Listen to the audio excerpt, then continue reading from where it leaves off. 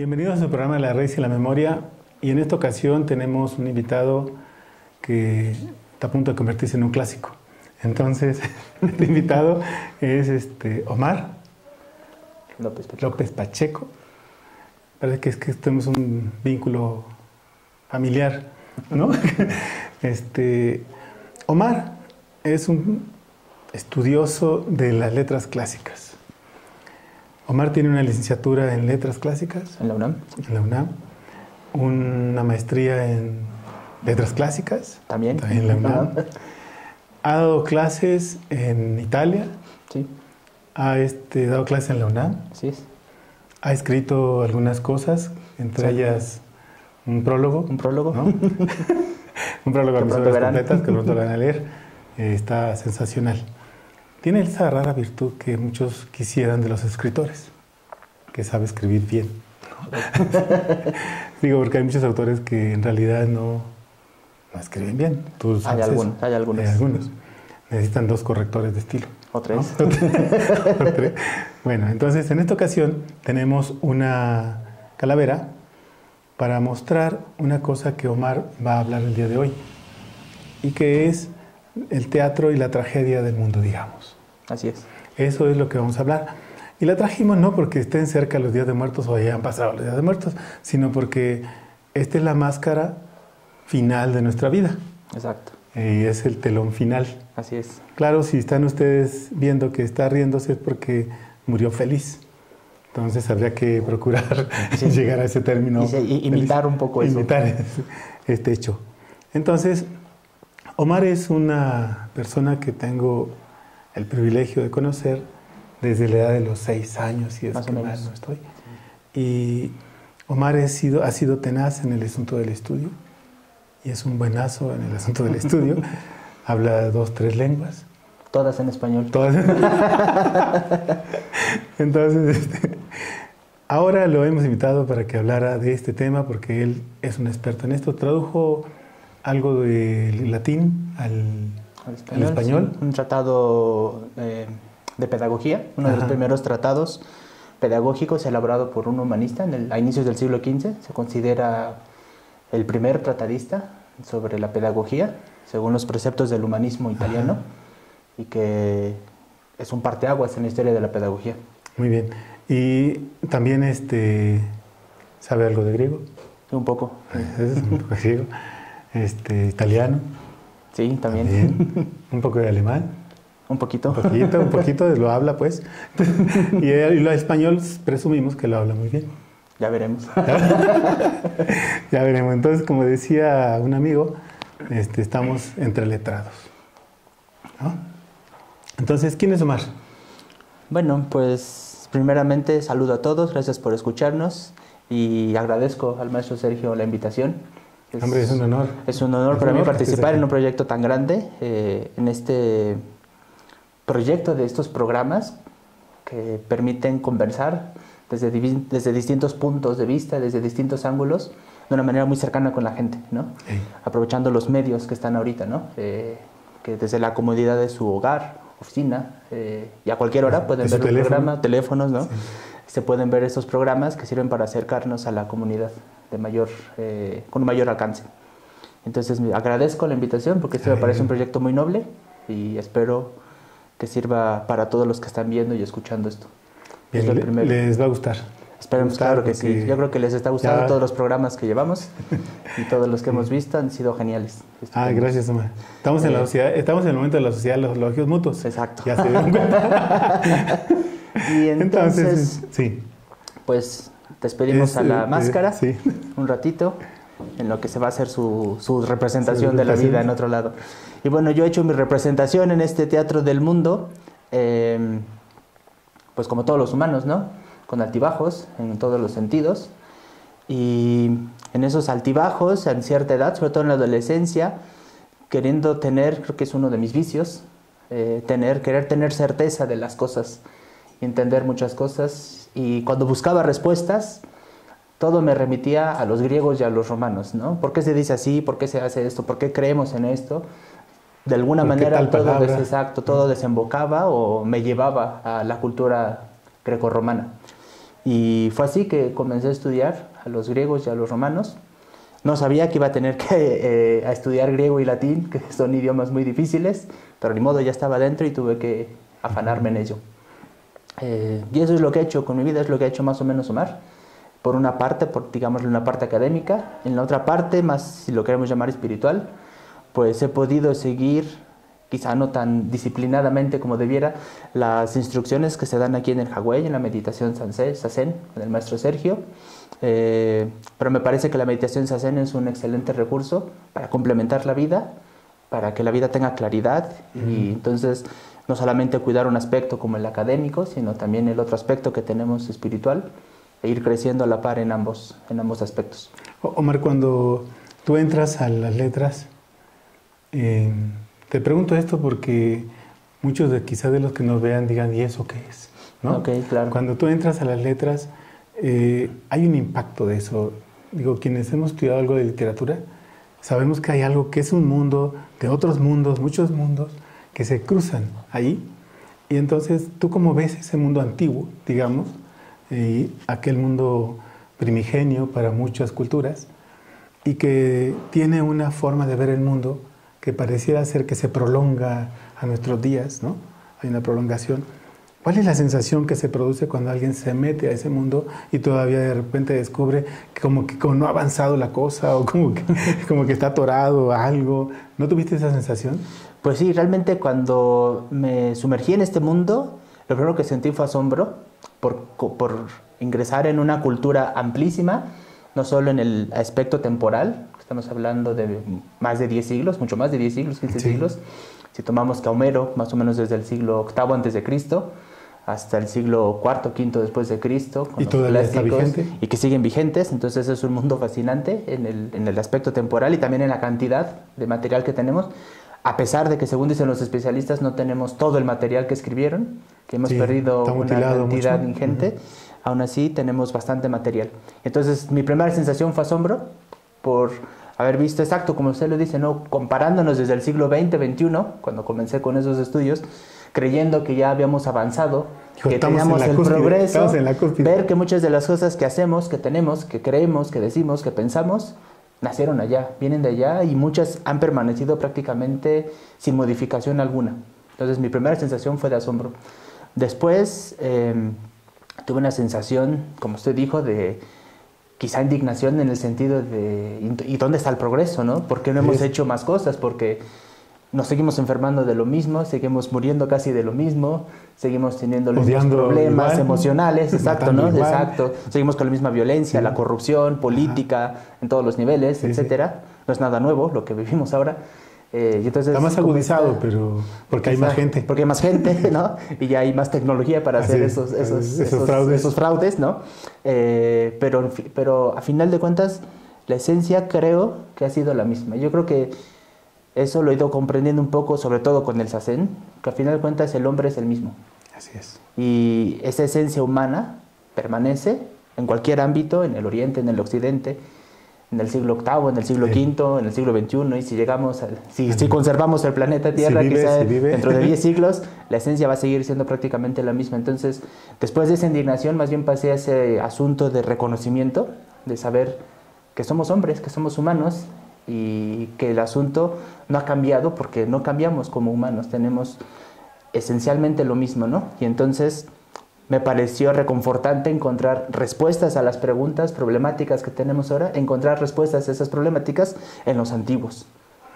Y como decía usted, ¿no? Cuando uno se encuentra con esa mezcla de escritores, recuerdo a Quevedo, que decía, ¿no? Que podemos, mediante la literatura, podemos escuchar con los ojos a los muertos y podemos entablar una conversación con ellos. Lo dice él en un soneto, más poéticamente que ahora lo dije, pero a través de la literatura podemos entonces entablar un diálogo con personas de culturas distantes, geográfica o temporalmente, y eso es enriquecedor para la vida, porque nos ayuda a comprender cómo otras personas han encontrado solución a los problemas que tenemos.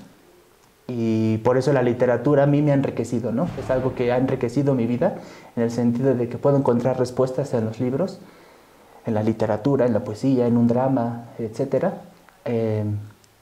Y Y ahora el trabajo será ayudar a que esa respuesta se divulgue, ¿no? Mediante este programa, por ejemplo, u otros similares. Claro, y también tenemos que pensar que aquí hay una gran opción. Descubrir ese mundo para ti y para los que hemos seguido algunas veces ese mundo, quiere decir que habría el gran reto de crear nuevos mundos, nuevas posibilidades, ¿no? Es el gran reto de nuestro tiempo. Superarlos no en el sentido de superarlos por superarlos, sino de que construir sobre eso nuevas visiones, nuevos lenguajes, Exacto. nuevos símbolos, nuevos significados, nuevos mundos al final. Exacto. Y aquí yo creo que hay dos ideas que podemos decir con relación a lo que usted acaba de mencionar. La primera, que tiene mucho que ver con este programa, es leemos a los antiguos porque reconocemos nuestra raíz, claro, y la memoria, ¿no? Porque de allá venimos, lo queramos o no, sí, sí. Más allá de que si se piden disculpas a los colonizadores o no, etcétera, venimos de allá. Sí. Y ahí está nuestra raíz, ahí está nuestra memoria, ¿no? Entonces, por eso los leemos, para recuperar, saber quiénes somos. Así es. ¿No? Por ejemplo, Homero, en un poema muy bonito que se llama La Odisea, cuando llega algún personaje a una tierra extraña, a una tierra nueva, una de las primeras cosas que le preguntan a ese hombre advenedizo es: ¿quiénes son tus padres y dónde está tu patria? Para entender de dónde vienes, quién eres. La raíz, ¿no? pues. Exacto, exacto. De dónde vienes, de dónde surgiste, de dónde saliste y por qué estás aquí, ¿no? Y eso nos permite entablar un diálogo de una mejor manera.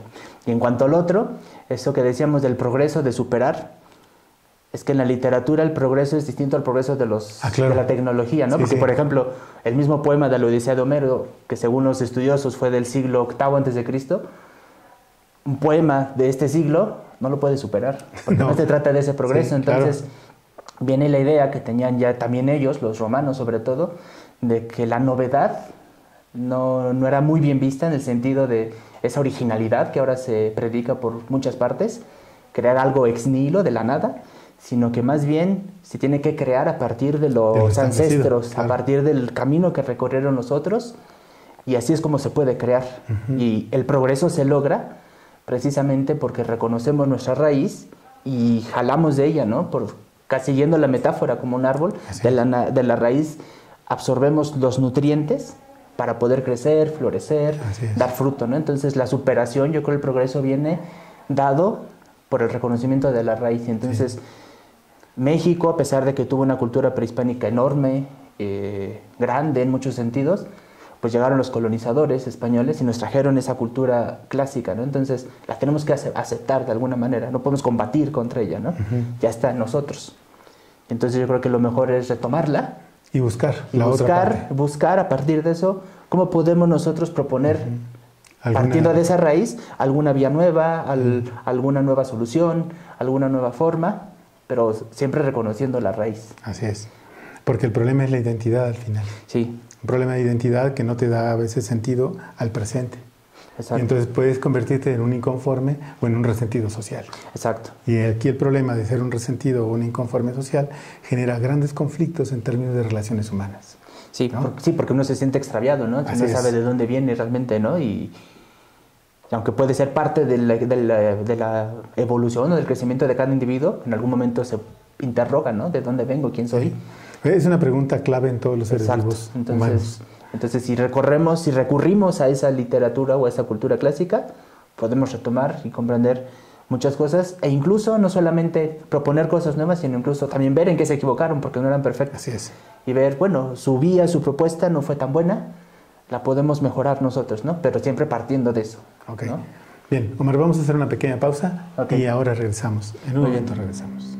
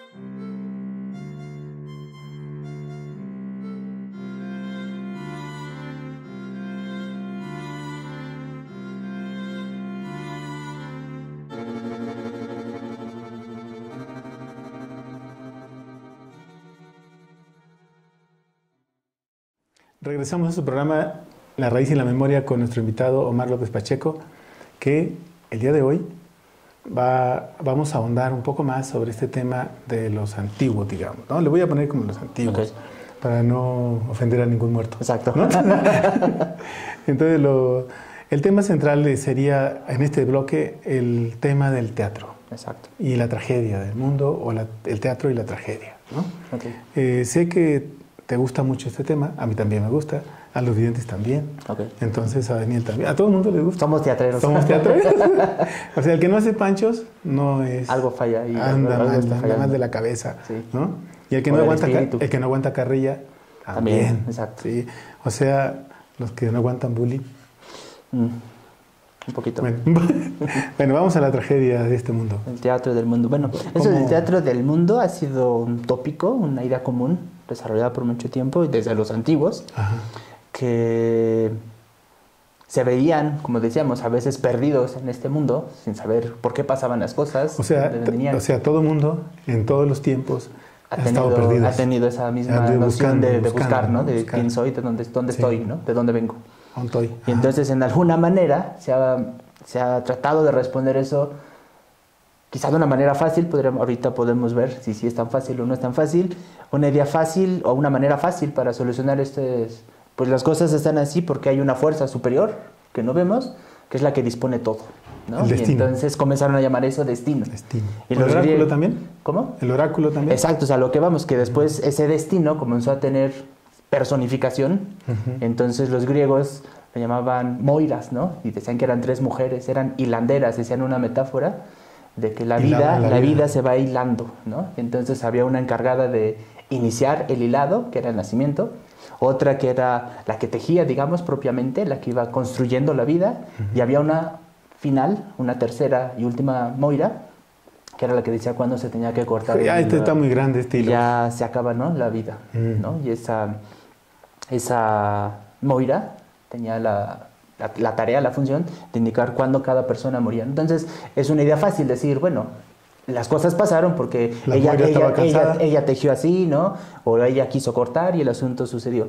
Pero eso no resolvió el asunto de la incertidumbre. Entonces, los hombres también trataron de recurrir a otros elementos para conocer cómo estaban tejiendo, y entonces surgieron los oráculos, ¿no? Entonces iban a lugares sagrados a preguntarle al Dios, ¿no? A ver, ¿qué pasa? ¿De dónde vengo? ¿No? Y muchas preguntas a veces venían sobre eso de quién soy, ¿no? ¿De dónde estoy? ¿De dónde vengo? ¿De dónde surgí? Y los dioses, mediante los oráculos, daban ciertas respuestas, ¿no? Que los hombres tenían que interpretar, que tenían que interpretar, ¿no? Y con base en eso, comenzar a hacer una vida, ¿no? Entonces, quizá lo primero que podríamos aprender ahora es eso, ¿no? Que el destino no está tan tejido, digámoslo, sino que se va tejiendo. Y entonces, si recordamos el nombre de esas diosas del destino moiras, el nombre es muy significativo, porque en griego esa palabra significa parte o porción.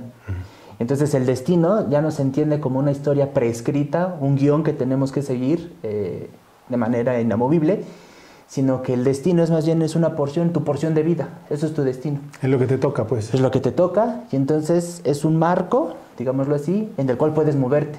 Entonces se conjugan el destino y la libertad. Ya. Tu porción, tu destino es esto, ¿no? Fuera no de te puedes mover. Fuera de ahí nada. Ahí dentro, haz lo que quieras, ¿no? Pero volvemos a los problemas. ¿Por qué todas las personas querían salirse de ese destino? Entonces querían hacer algo que no estaba tejido, o querían salirse del tiempo, ¿no? Vivir más o vivir menos. Y entonces es cuando las diosas intervenían y decían, no, tú no mandas aquí, ¿no? No se puede, no se puede, ¿no? Respeta tu porción. Sí. Quizás si lo pensamos incluso en un asunto de predios, ¿no? Como no pises aquí, el ¿no? Lote. Este surco es mío, ¿no? Sí. De aquí para allá siembra lo que quieras, pero este surco es mío y ahí no te metes, ¿no? Ahí solo mi yunta pasa, etcétera, ¿no? Entonces, ese tópico del teatro del mundo fue muy funcional para explicar que entonces los hombres, de alguna manera, estamos aquí representando un papel que alguna divinidad, alguna fuerza superior nos ha encomendado. Y algunos han desarrollado eso. Por ejemplo, está en Platón la famosa alegoría de la caverna, ¿no?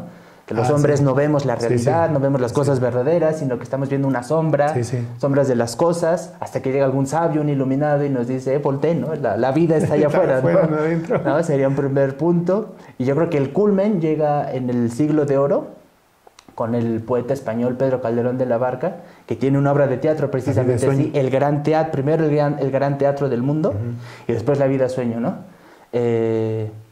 El gran teatro del mundo es una obra en la que hay un Dios, pues ya tiene la visión cristiana, ya no se llaman moiras, ¿no? Ahora se llama Dios, Providencia, Espíritu Santo, etc. Y ese Dios llama a seres y les dice, en esta vida vas a representar tú la vida de un mendigo, o de un mendigo también. También se vale. La vida de un rey, la vida de un rico, la vida de un pobre, etc., ¿no? Y ese es el papel que vas a desempeñar. Yo voy a decidir cuándo se acaba el papel, pero tú vas a bajar a desempeñar ese papel en el mundo. Entonces ese Dios crea el escenario, que es el mundo, y los hombres tenemos que desempeñar nuestro papel en este espacio. Y ha sido una idea muy desarrollada, ¿no? Y después el mismo Calderón de la Barca con La vida sueño, ¿no? Con Segismundo, que no sabe por qué está encerrado, qué es lo que pasó, ¿no? Que termina diciendo, ¿no? En el mundo, en conclusión, todos sueñan lo que son, aunque ninguno lo entiende, ¿no? Y no saben dónde está, cuándo va a acabar su sueño. Exacto, no sabemos cuándo, o cuándo está el sueño, o cuándo está la vida real, ¿no? Estamos despiertos. Y esa metáfora o ese poemita de no sabes si eres un hombre que sueña que es una mariposa o una mariposa que sueña que es un hombre. Exacto, ¿no? Ese proceso ahí donde cómo identificarte en este mundo tan caótico, pero a partir de los hombres. Exacto. ¿No? Ok, entonces, ¿cómo resolver esta? Todavía el proceso, pero entonces, ¿cómo resolverlo? ¿Cómo llegar a decir, el mundo entonces ya no es el teatro? Sino sí es un teatro, pero ahora hay una elección de los sujetos. Exacto. Viene una parte importante desarrollada por filósofos que dicen, es cierto, estamos en un teatro y nos toca desempeñar un papel, pero el papel te fue asignado. Tú no lo puedes escoger, pero tú puedes, o más bien debes, desempeñar en la mejor manera ese papel. Ahí es donde viene la acción del hombre. Porque entonces puede haber un destino, ¿no? Que diga, tu papel en esta obra va a ser, por ejemplo, fundar un instituto Hawái. Pero si el personaje dice, no, yo no quiero trabajar, ¿no? Huelga de actores, ¿no?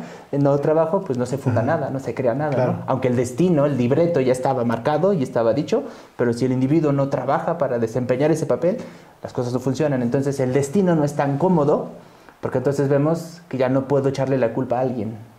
Que hay una parte que yo tengo que resolver y hay una parte que yo tengo que hacer, porque no todo está realmente dicho, ¿no? Y si seguimos con la metáfora del teatro del mundo, eso sucede, ¿no? Aunque al actor le den el libreto, si él no pronuncia, si él no se aprende los diálogos, si él no hace los movimientos, los gestos, la escena, la obra de teatro no tiene éxito, ¿no?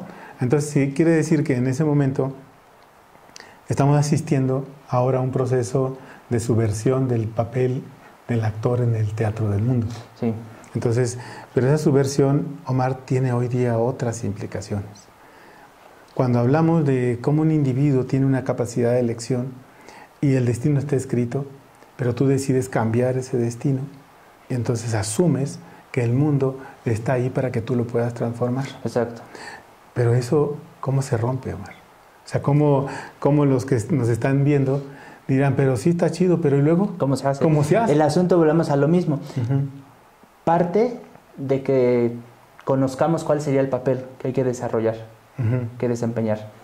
Y eso parte de saber nuevamente nuestra raíz, de conocer dónde estamos, porque esa subversión que estamos viendo ahora surge muchas veces porque no sabemos, seguimos en el mismo problema sin saber por qué estamos aquí, qué tenemos que hacer, ¿no? ¿Cuál es mi labor? ¿Cuál es la labor o de dónde vengo, ¿no? ¿Cuáles son los elementos que tengo detrás para poder impulsarme y hacer algo?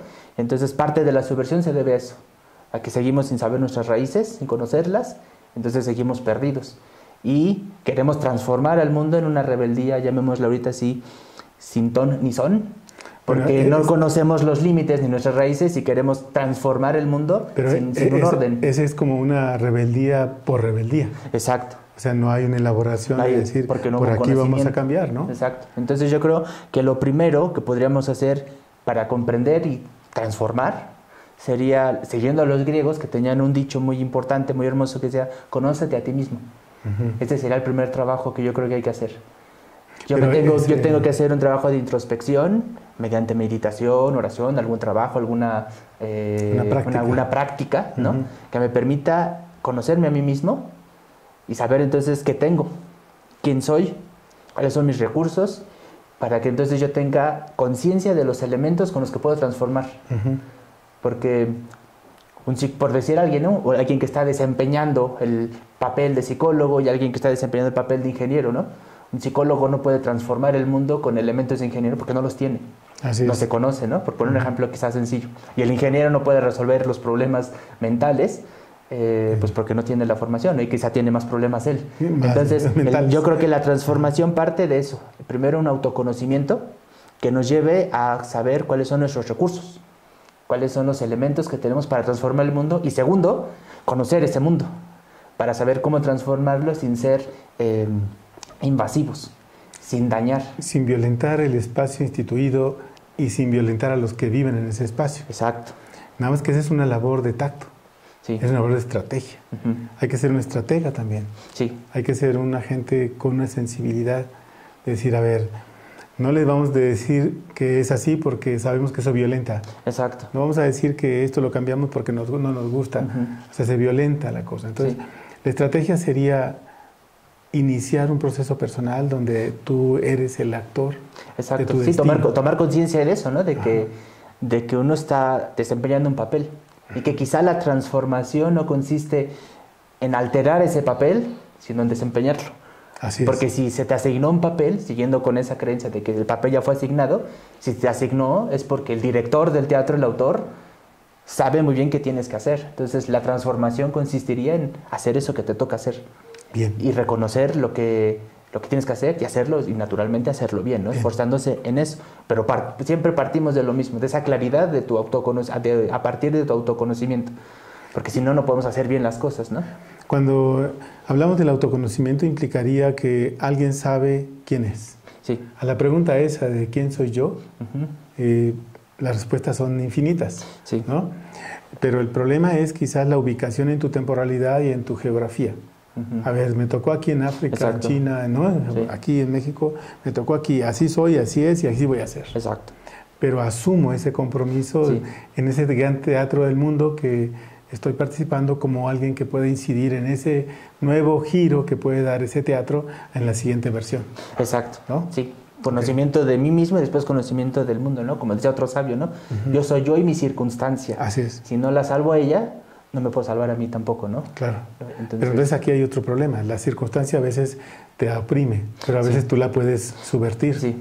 Y a veces la circunstancia no está, la tienes que crear. También. Okay, entonces, si es así, implica que hay un proceso más profundo. Entonces, tenemos que entrar a una fase que es cómo es que este espíritu que está ahí en ese cuerpo, o esa conciencia, o esa mente que están en ese cuerpo, deberían entonces de significar nuevamente el proceso en el cual estás viviendo. Así es. Ok, entonces, ¿cómo significamos entonces este nuevo mundo que estamos? Nos vamos al 21, Omar. Okay. Entonces, ¿y qué estamos haciendo en el 21? ¿Cómo estamos significando? Vemos que hay un caos. Sí. Hay una crisis, podríamos decir que hay una crisis, no una decadencia. Quizá las dos. Quizá Las una dos. decadencia a partir de la crisis, De la ¿no? crisis. Porque esa crisis consistió en haber perdido el piso, en haber perdido la raíz. Ajá. Y como ya no podemos seguir subiendo, viene la decadencia, ¿no? Comenzamos a querer subir, pero yendo hacia abajo. O sea que la escalera va para abajo, no para arriba. Sí, exacto, ¿no? Okay. Entonces quiere decir que entonces entramos a una fase de reconceptualización. Bien. Vamos a hacer una pequeña pausa, Omar, porque se pone buena la cosa. Vamos a hacer una pausa y regresamos. Destino lo marca, el destino lo marca pausa. que tenemos que hacer una pausa. Regresamos en un momento.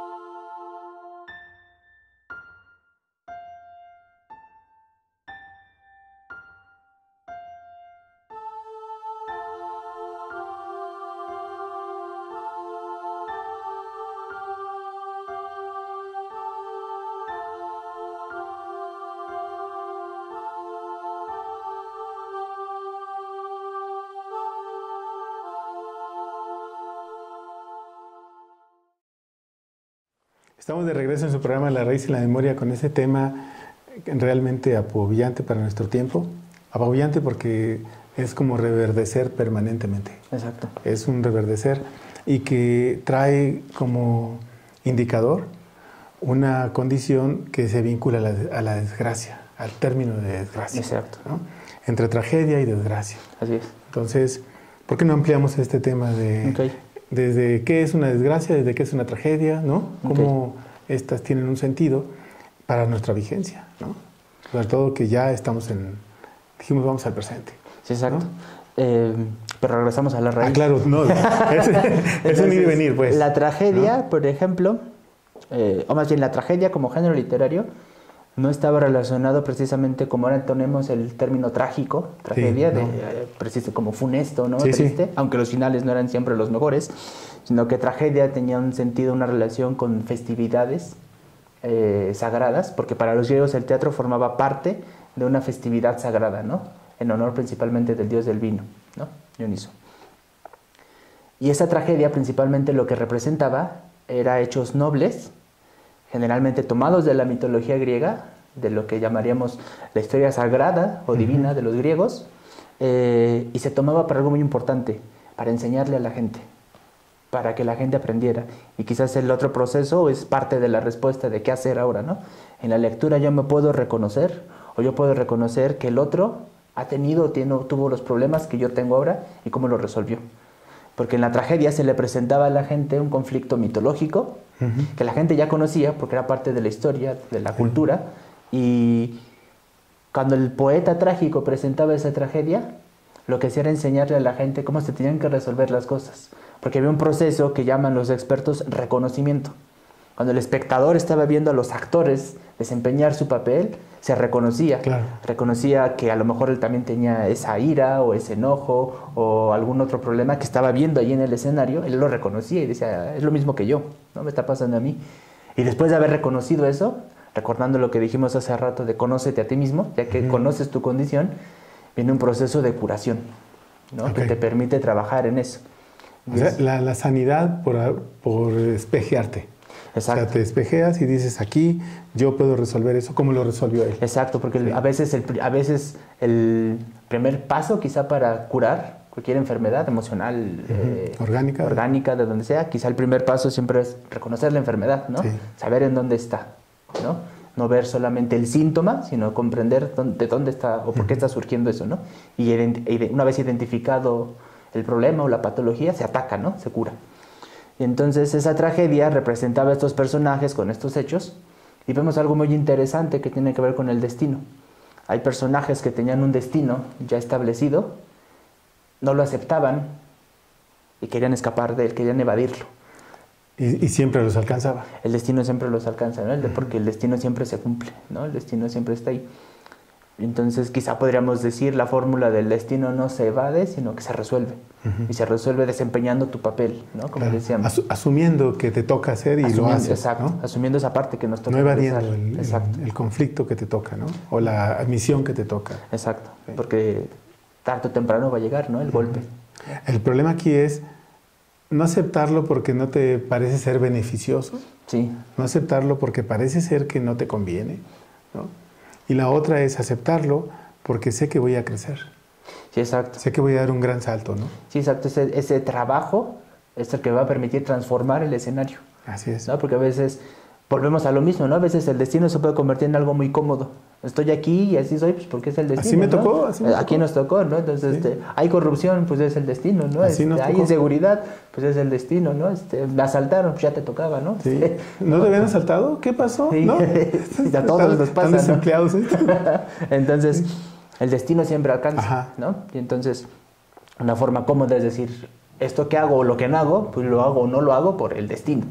Pero cuando el destino se asume, veo que tengo que hacer algo y eso me va a llevar a crecer y a transformar. Podríamos entender entonces que aquello que no has hecho es porque justamente no has querido dar un salto. Ya he entendido hoy en nuestro tiempo. O sea, alguien no hace lo que le toca. Exacto. Ya sabe lo que tiene que hacer, ¿no? Tiene que terminar ciertas tareas o ciertas actividades, ciertos compromisos, pero no los hace. No los hace porque dice, no, ¿para qué? No me toca. Después. Exacto. El otro año. Procrastinando, ¿no? Todo. Sí, todo va a la posponer y posponer. Sí, al futuro, ¿no? Entonces, somos futuristas. Del futuro. En ese sentido. Entonces el problema es cómo hacer que alguien toma el salto, ¿no? O sea, ¿dónde está el punto de quiebre ahí, no? Yo creo que podemos poner quizá otro ejemplo más actual. Por ejemplo, vamos a poner una persona enferma de diabetes. O sea, su primera reacción puede ser, es el destino, ¿no? Es que le dio a mi mamá. Es exacto, ¿no? Así viene mi abuela, abuelita, ¿no? Y sí. mi bisabuelo, ¿no? Entonces, pues es normal, me tocaba, ¿no? ya me es lo tocaba. primero. Y después puede venir también un aspecto como de, no, yo no quiero la diabetes, ¿no? Bueno, hay una negación. Hay una negación, ¿no? Y entonces, pues vamos al médico a que nos cure, ¿no? Pero el médico puede dar una serie de prescripciones, por ejemplo, ¿no? No comas esto, mejor come esto, no hagas esto y mejor haz esto. Haz ejercicio. Y entonces, ese personaje que está desempeñando ese papel en el teatro de diabético, le tocó el papel de diabético, Ajá.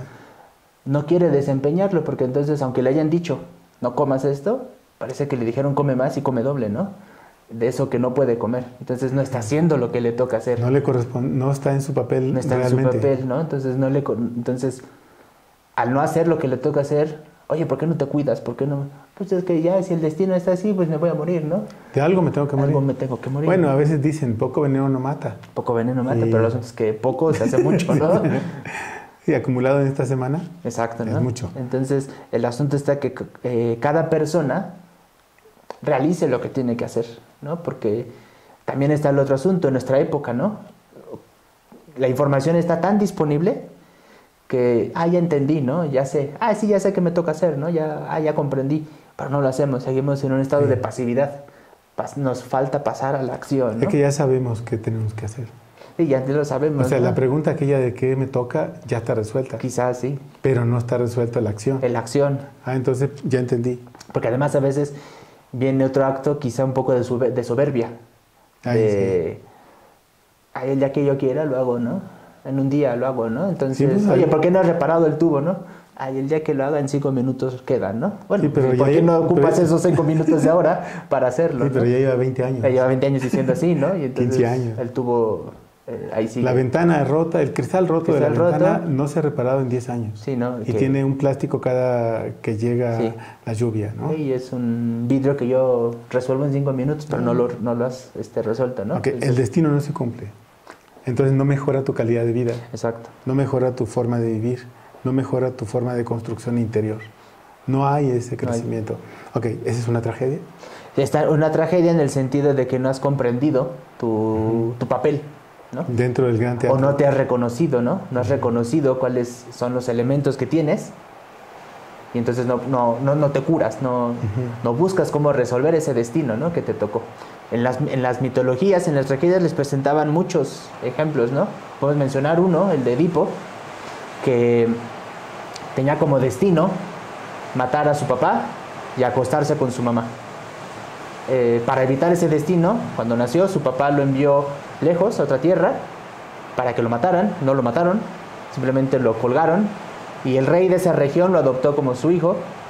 Y este joven Edipo creció, llegó un momento en el que supo que algo no estaba embonando, y entonces lo que hizo fue ir a preguntarle al oráculo, como dijimos antes, qué es lo que está sucediendo, ¿no? ¿Qué pasa? El oráculo le avisó, tienes la maldición de matar a tu papá y de acostarte con tu mamá. Creyendo que sus padres eran aquellos con quienes había crecido, huyó de ellos, huyó del destino, quiso ir del destino, pero pasó algo muy curioso. Huyendo del oráculo, se encontró con su verdadero padre.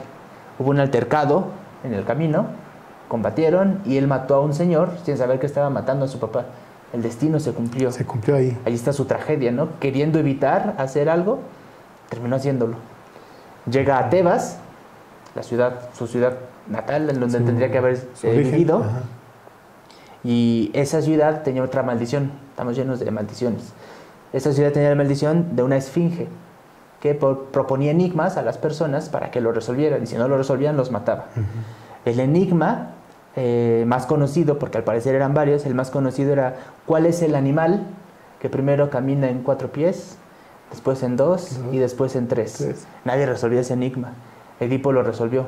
Es el hombre, humano. es el ser humano, ¿no? Sí. Porque primero gatea, repta, ¿no? Después camina erguido en 2 pies, y cuando envejece se apoya en un bastón. Ese es su tercer pie, ¿no? Y después acaba su vida. La esfinge es derrotada, desaparece, y entonces en Tebas lo celebran, lo felicitan, y como la reina estaba viuda, porque acababan de matar al rey, pues casi diciéndole, oye, pues tú eres excelente y la reina está viuda, pues tal para cual, ¿no? Termina acostándose con su mamá. Cuando la mamá se entera de eso, se suicida. De que su hijo se suicida. Porque además tuvieron hijos ellos dos, ¿eh? Oh. Era una relación incestuosa interesante. Tuvieron 4 hijos. La mamá se suicida y Edipo no soporta ver eso y termina extirpándose los ojos, se los pica. Y entonces podemos ver eso. Ahí está la tragedia, en el sentido de que quiso evitar su destino en vez de resolverlo. Porque sería un trabajo interesante con los expertos en constelaciones familiares revisar cómo estos personajes no han resuelto problemas en sus ancestros, ¿no? Siempre hubo una evasión en vez de una resolución. Porque hay alguien que lo mantiene, como que es una continuidad sin resolver. Exacto, porque lo que se busca, como dijimos hace rato, no es resolver el destino, sino evadirlo. Exacto. Entonces podemos decir que hay una semejanza con las cosas de ahora, ¿no? No las resolvemos, no las hacemos, las vamos dejando, y eso te aplasta y te apabulla un día. Y eso se acumula, ¿no? No se desaparece. Eso se acumula y entonces le llega a la otra generación, y esa acumulación que no lo resuelve acumula su parte y se lo pasa a la otra generación. Sí, es una herencia transgeneracional. Sí. Pero también hay otro proceso ahí, que es el asunto de una forma de vida, digamos una tragedia de abuso, de violación, de asesinato, de este tipo de acciones violentas. Cuando no se resuelven, se cargan transgeneracionalmente. Sí. Entonces, el problema ahí es que ese destino parece que me va a alcanzar, pero yo tengo que resolverlo. No necesariamente matando ni haciendo, sino resolviendo eso que no alcance mi vida. Entonces, eso se resuelve con acciones. Exacto. No se resuelve comprendiendo. No basta con decir ya entendí, porque Edipo podría haber dicho ya entendí, ¿no? Y terminó haciéndolo. Terminó haciéndolo, ¿no? Okay, entonces, pero pudo haber hecho otra condición, si no, bueno, eso de pudo, quién sabe, pero me refiero que pudo haberse resuelto de otra forma, quizás no matando, ¿no? Exacto. Porque pudo haber hecho otro tipo de trabajo que pudiera permitir evadir esa transgeneracional que lo podía haber alcanzado, ¿no?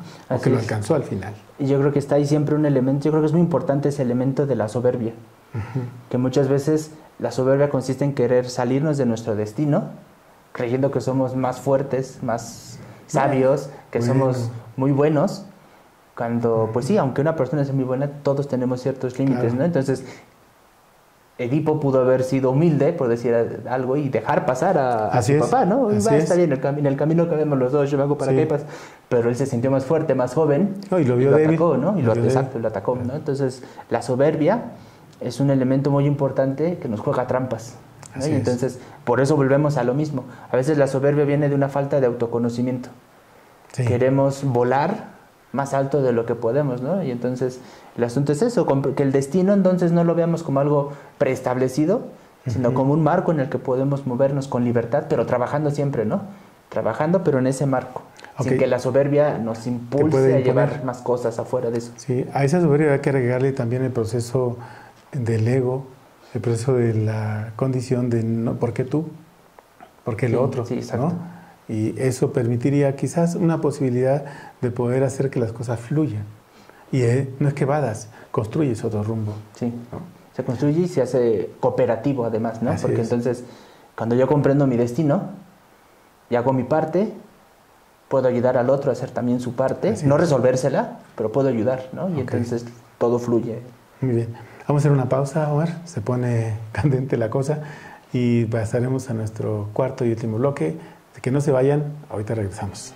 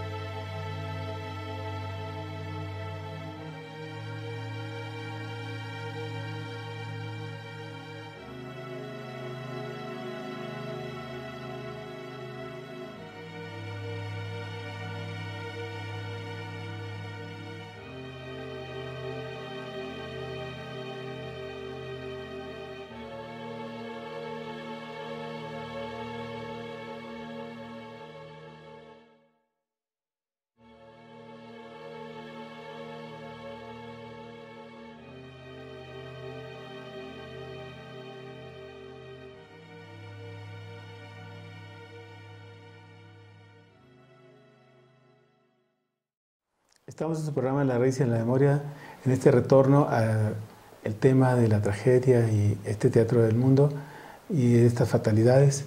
Pero, Omar, sería como interesante para nuestros, decimos que auditorio, ¿no, verdad? Nuestros videntes. Nuestros televidentes. Nuestros televidentes. En el sentido etimológico, ¿no? Los que nos ven de lejos.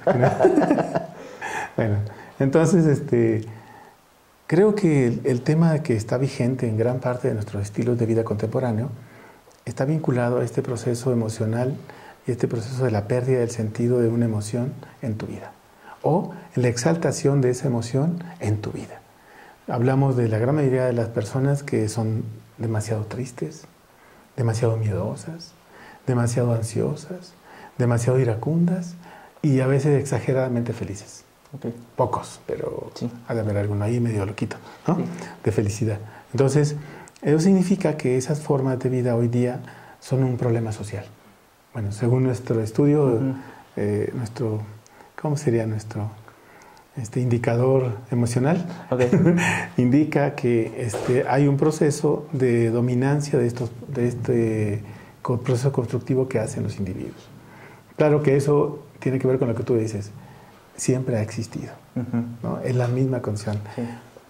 Entre paréntesis, me sorprende que los estómagos de los seres humanos de hace 64.000 años, 24.000 años, son los mismos procesos de ahora.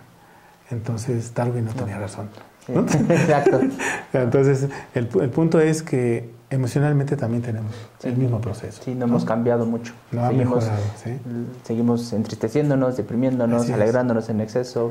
Entonces, en ese gran teatro del universo, del mundo, les dieron muchos papeles de tristeza o les dieron muchos papeles de miedo, de angustia, porque parece ser que es lo que tenemos en la sociedad. Sí, parece que más bien los problemas podrán ser, por llamarlo de alguna manera, las emociones negativas más que las positivas, ¿no? Es más común que alguien se enferme por tristeza, por depresión, por ira, por celos, por envidias, que alguien que se enoje, ¿no? Por un exceso de felicidad o por un exceso de valentía, etcétera, ¿no? De emociones buenas o positivas, diríamos, ¿no? Y entonces no hemos cambiado mucho. Entonces el asunto es, como dijimos hace rato, si regresamos a los antiguos, no es como mera arqueología nostálgica, sino como un elemento para identificarnos. Y entonces el hombre del siglo XXI puede decir, eso ya está pasado de moda, ¿no? Ya pasó, ya hay nuevas teorías psicológicas, psicoanalíticas, pero no son tan buenas, porque la uno de ellos sigue siendo la misma. El padre del psicoanálisis utilizó el complejo de Edipo para decir algo nuevo, ¿no? Algo novedoso, que en realidad fue lo de antes. Entonces, nosotros en el siglo XXI seguimos teniendo muchas de esas emociones negativas y seguimos sin saber cómo tratarlas, ¿no? Seguimos sin comprender por qué me siento triste, por qué soy celoso, por qué tengo envidia. Y eso cuando identificamos, ¿no? Al menos en el mejor de los casos sabemos que somos envidiosos o celosos. Porque hay gente que no se da cuenta de nada. Exacto, ¿no? Solamente actúan celosamente, ¿no? Y ya, sin saber más. Entonces, aquí hay un punto que quizás nosotros deberíamos de reflexionar. ¿Cómo es que alguien que es celoso, aunque lo sepa, lo sigue haciendo? Que es envidioso, lo sigue haciendo. Que es muy iracundo, lo sigue haciendo. Deberíamos de pensar entonces que hay una especie de deterioro de esta forma de vivir de un individuo, o tenemos que pensar que esta nueva forma de vida es caótica y que ahora sí que el teatro se cayó la carpa o hubo un boicoteador adentro y entonces cada quien agarró el papel que le tocaba, que encontró y no era el suyo. Yo creo que es eso, como decíamos en uno de los bloques anteriores, cuando no nos hemos conocido, queremos transgredir nuestro papel. Y entonces si ya en nuestro papel nos tocaba alguna emoción descontrolada, al querer poseer los papeles de otros, este asunto se exacerba, ¿no? Y se exagera el desorden teatral, ¿no? Y entonces se crea un caos en el mundo, ¿no? Y entonces hay personas que ya no solo son celosas, sino además envidiosas, egoístas, pleiteras, etcétera, ¿no? Y yo creo que sí, se debe eso, a que el teatro ha sufrido, digámoslo así, un complot de parte de los mismos actores por no querer respetar cierto orden, porque al final de cuentas, llamémoslo Dios, universo, El como guión, lo queramos, el guión está escrito, ¿no? Sí. Hay un guión, hay un orden, ¿no? De hecho, la palabra cosmos significa orden, ¿no? Sí. Entonces, hay un orden. Y cuando transgredimos ese orden, Hay consecuencias. se crea precisamente lo contrario, ¿no? El caos, es que es su consecuencia, ¿no? Y esas Aunque consecuencias... hoy lo elogian mucho. Como dicen, es que el caos es necesario. Pero yo creo que eso se debe en el siglo XXI a que estamos haciendo el asunto más sencillo. Queremos buscar el camino siempre más fácil. Y Bueno, entonces, es que lo otro significa pensar. exacto, porque poner orden como en todo, ¿no? Incluso Sí. pensando en una habitación, ¿no? Está desordenada, bueno. Hay El que primer pensar. trabajo es cómo lo acomodo, cómo lo limpio, dónde lo pongo, en qué lugar queda mejor. Pero Bueno, lo más fácil es decir, mi estancia es caótica, ¿no? Porque así soy, porque me así gusta, soy, ¿no? me gusta mucho. Y eso refleja, ¿no? La pluralidad de mi pensamiento, ¿no? Y entonces podemos pensar en lo mismo. En el siglo XXI se está buscando por facilitar las cosas, ¿no? Más bien pensaríamos en un facilismo disque funcional, ¿no? Pero algo que no funciona. pragmático que podría ser, pero no es funcional. Ni pragmático, ¿no? Ni- Porque no funciona. a final de cuentas vemos que el trabajo es doble, ¿no? Porque sobre Así ese es. desorden o ese caos se acumula Así otro, es. ¿no? Y entonces yo creo que el problema en el siglo XXI es que no hemos identificado el problema que tenemos y después que no lo hemos querido trabajar. No que hemos querido resolver, porque volvemos a lo mismo. Alguien le dice a una persona, ¿no? Un guía, un maestro, un terapeuta, le dice a una persona y te están carcomiendo los celos. Tienes que hacer esto, deja esto, haz esto. Pero si la persona no lo hace, siempre está buscando el camino fácil, ¿no? Sí. ¿Cómo se me quita lo celoso? Quieren que les hagan una limpia, ¿no? Para que se me quite lo celoso. O dame una cápsula, ¿no? O, oye, ¿las agujas no sirven para quitarme lo celoso? A lo mejor sí, pero tú tienes que hacer un trabajo, ¿no? La gente piensa que con una sesión de acupuntura Puede se le quita. mejorar. Y yo creo que el problema en el siglo XXI es eso, ¿no? Que pensamos que... O buscamos siempre, ¿no? Una píldora que cure todo, ¿no? De una manera inmediata. Es que creo que se ha magnificado y se ha pensado que el progreso significa ahora eso. Exacto. O sea, el no sufrir, el no sentir, el no trabajar, con tu cuerpo, con tu vida, ¿no? Sí. Con tu proyecto personal. Y se está buscando, además, que todo se haga de una manera inmediata. Ahí, rápido. Y no de una manera en la que el mismo trabajo es el que hace que crezcas, Sí. ¿no? Como esa metáfora también muy utilizada, ¿no? Con el crecimiento de una mariposa, ¿no? Precisamente el trabajo de abrir el capullo es el que hace que la mariposa desarrolle las alas, ¿no? Si no, no crece, no vuela. Y entonces, si no hacemos un trabajo... No hay posibilidades. No hay posibilidades, ¿no? Seguimos creyendo en una cura inmediata. Y a veces el mismo camino es el que nos cura.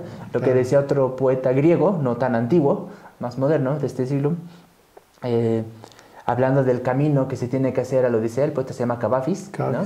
Ítaca, el viaje a Ítaca, ¿no? Que dice, en el camino a Ítaca vas a tener muchos problemas, como los que tuvo Odiseo, ¿no? Estrigones, cíclopes, tormentas, etcétera. Brujos, encantamientos, hechicerías de todo tipo.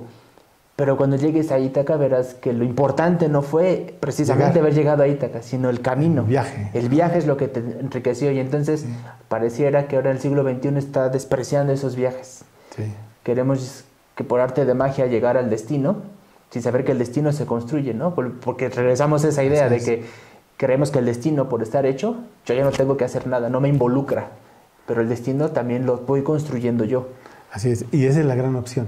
Esa es la gran opción. Porque no podemos quedarnos en la idea anterior de que pues, el destino está hecho. No, el destino se construye. Tú tomas la elección. Sí.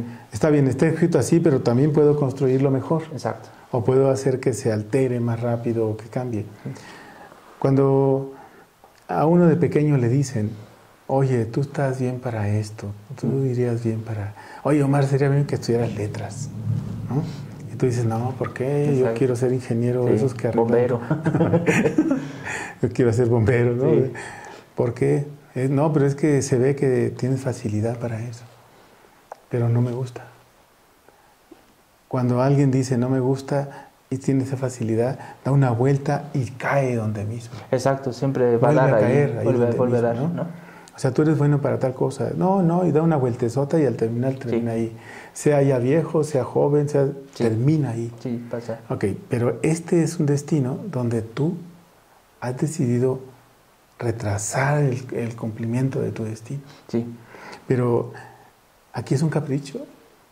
Sí, Yo creo que es un capricho y que parte volvemos a lo mismo, parte o de soberbia, de yo no quiero hacer eso, porque quizás soy más, ¿no? Mucho más. Merezco más. O soy perezoso.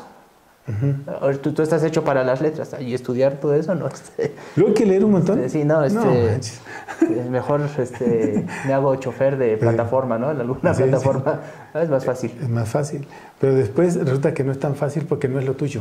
Sí, exacto, y vienen entonces los conflictos en las personas, las emociones, como dijimos hace rato, por no haber cumplido tu papel, las emociones también se descontrolan. Así es, porque alguien por evadir esta condición de, conozco casos, él debería haber sido un buen huesero, curandero, ¿no? Pero dijo, no, yo me voy a hacer plomero, porque me gusta. Pasan los años y su trabajo nunca sale bien. Siempre hay fallas, siempre hay un error, hay una falla. Se desoldó, no soldó bien, se quebró. En fin, fuga, ¿no? Sí, no, es un desastre eso. Entonces, un día alguien le dice, oiga, ¿por qué no pasa aquí? Aquí hay una señora que le puede ayudar a quitar ese mal, porque hay que tener usted un augurio, quién sabe qué. Le hicieron un trabajo. Hicieron un trabajo. Llega y le dice al otro, no, su deber es esto, y con eso se cura. Sí. Y el otro dijo, sí, y le entra. Y se curó. Y se curó, porque digamos, retomó su camino, ¿no? Así es, no se descarriló. Volvió a su destino, a seguir en esa pasión que le tocó, ¿no? Claro, estamos hablando del destino, no como una maldición, ¿verdad? No, sino como algo que se tiene que hacer. Casi diríamos ahora como lo que te toca hacer, como lo que debes hacer. A ver, en tu casa, ¿qué haces? ¿Lavas los trastes? Órale, es lo que te toca. Es tu destino, ¿no? Y hazlo bien. Y hazlo bien, ya. No lo evadas porque mañana va a haber más. Están los trastes de la cena, del almuerzo y hay más trastes. Va a haber más. Sí, va a haber más. No lo evadas. No lo evadas, ¿no? Entonces el mensaje sería, es lo que te toca hacer, es la cualidad que tienes y el don que tienes. Omar es un excelente estudioso de este tema, de las letras clásicas, es lo que le toca. Entonces te ha llamado a ser alguien a nivel de autoridad. Esperemos. No, sí. O sea, ahora, es que... Pero si no evado el destino. Pues si no, a eso me voy. O sea, digas, no, yo te sirvo para ser cantinero. A lo mejor, sí. ¿No? Y mi vocación verdadera es hacer mezclas y envenenar a los... Intoxicarlos. ¿no? En vez de curarlos con la palabra, curarlos con el licor. Con el licor para que chillen bien. Sí, exacto. Ok. Estás evadiendo tu destino. Sí. Ok, entonces, ¿cuándo? Años después dices, no, yo creo que sí era. Sí, quizá... Pero ya han pasado algunos años. Ya es tarde. Ya es tarde. Tampoco hay que confiarse. Sí, porque el destino tiene un límite, ¿no? Así es. Tampoco hay que confiarse. Al respecto, por ejemplo, Séneca, un filósofo romano, decía algo, regresando a esa metáfora del teatro del mundo, decía, tienes un papel, desempéñalo lo mejor que puedas. Sin importar qué tipo de papel sea, desempéñalo lo mejor. Lo dice en una de sus cartas morales. Y no te preocupes por cuánto tiempo vas a estar en la obra. Quizá vas a estar un acto, quizá los 2 actos, 5 actos, según lo que esté la obra. Quizá estás de principio a fin, quizá eres personaje secundario, incidental, no importa. Desempéñalo lo mejor. Y que no te preocupe cuánto dure tu papel. Preocúpate por ponerle un final de lujo. No te preocupes entonces por cuánto tiempo va a durar tu papel, sino preocúpate por hacerlo bien y que cuando lo termines con elegancia, ¿no? Con lujo. Con clase, y ese sería el asunto como la escultura que teníamos al inicio, ¿no? Una escultura que rió porque seguramente esa calavera también le fue mal, pero como hizo lo que tenía que hacer, llegó a su destino y llegó bien. Contento. Oye, Omar, el tiempo no se cumple el destino. Se cumple el destino. Y la Moira cortó el hilo. Ya dejó de tejer. Dejó de tejer. Entonces, ¿algo que quieras agregar? Pues casi lo que acabo de decir, ¿no? Reconozcamos nuestro destino, conozcámonos a nosotros mismos, aceptémoslo, sin importar cuán duro o difícil pueda ser, y resolvámoslo, ¿no? Tratando de desempeñarlo bien. Eso nos hará mejores personas. Eso nos hará mejores personas porque nos hará personas. Porque haremos lo que nos toca hacer como persona. Sí. Y no solamente tendremos la máscara que significa persona. Exacto. Sí, no estaremos fingiendo, sino actuando correctamente. Muy bien. Omar, muchísimas gracias. Gracias a usted. Gracias, es un honor que estés con nosotros, porque después va a ser difícil tenerlo en el programa, ya verán. Entonces, el oráculo ha dicho eso. El oráculo lo dice. El destino está escrito, no lo evadas. Omar, de verdad no lo evadas. Ok, no lo evadiremos. No lo vayas a evadar, entonces tienes que entrar al doctorado. Claro que sí. ¿Vale? Bueno, muchísimas gracias. Nos vemos en la próxima. Denle like y suscríbanse, porque va a haber más sorpresas. Hasta la próxima.